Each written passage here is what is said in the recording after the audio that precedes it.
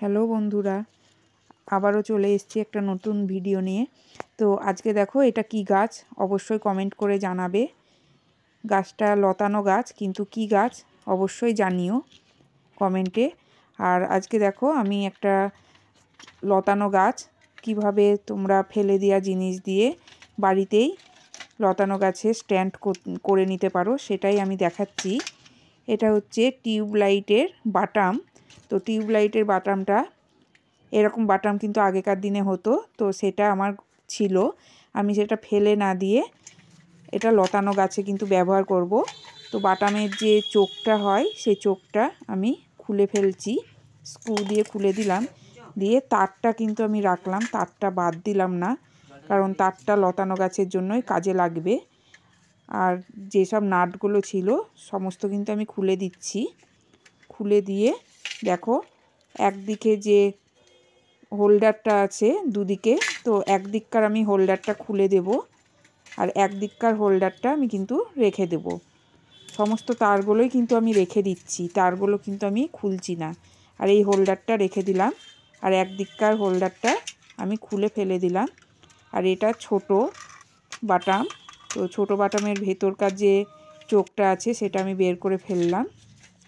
এবার দেখো আমি খুব সুন্দর করে এটাকে একটু ঘষে নিচ্ছি। তোমরা চাইলে কিন্তু রঙও করে নিতে পারো।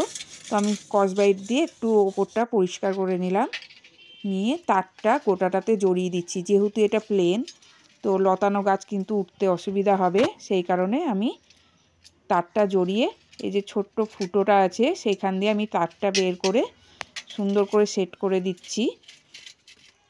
ভিডিওটা যদি ভালো লাগে অবশ্যই শেয়ার করে দিও, যাতে আরও যারা গাছ ছাদ বাগানে লাগায় তাদেরও যাতে উপকারে লাগে।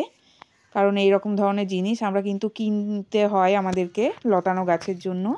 তো ঘরে ফেলে দেওয়া জিনিস দিয়েই আমরা কিন্তু এইভাবে তৈরি করে নিতে পারি। তো দেখো ওপরে আমি ছোট বাটামটা দিয়ে একটা ট্রি আকৃতি করে নিচ্ছি। এবার আমি এটাকে তার দিয়ে বেঁধে নেব যাতে খুলে পড়ে না যায়। আর খুব শক্ত করে কিন্তু এটা মাটির সঙ্গে পুঁতে দিতে হবে যাতে পড়ে না যায়। আর গাছটা আমি এই তারটার সঙ্গে জড়িয়ে দিচ্ছি। দেখো এই কারণে আমি তারটা কিন্তু খুললাম না, তারটার সঙ্গে খুব সুন্দরভাবে গাছটা জড়িয়ে কিন্তু ওপর দিকে উঠতে পারবে। আর এই তার আর একটা তার আমি ভরে নিয়েছি মাথার দিকে বাটামটার। এবার আমি নিচের দিকে দেখো খুব সুন্দরভাবে এই ফুটোটা দিয়ে তারটা ভরে আমি এটা বেঁধে দেব, যাতে একদম খুলে পড়ে না যায় জিনিসটা হাওয়াতে বা কোনো পাখি টাখি বসলে। তো সেই কারণে খুব ভালো করে আমি এটা বেঁধে দিচ্ছি।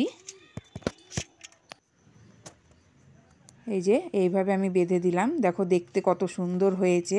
ফেলে দেওয়া জিনিস দিয়েও কিন্তু সুন্দর একটা গাছে ছাদ বাগানের গাছের কাজে লেগে গেল। তো অবশ্যই শেয়ার করে দিও, একটা লাইক দিও আর কমেন্ট করে জানিও যে কেমন লাগলো আর এটা কি গাছ। তো আজকের মতো এখানেই রাখলাম।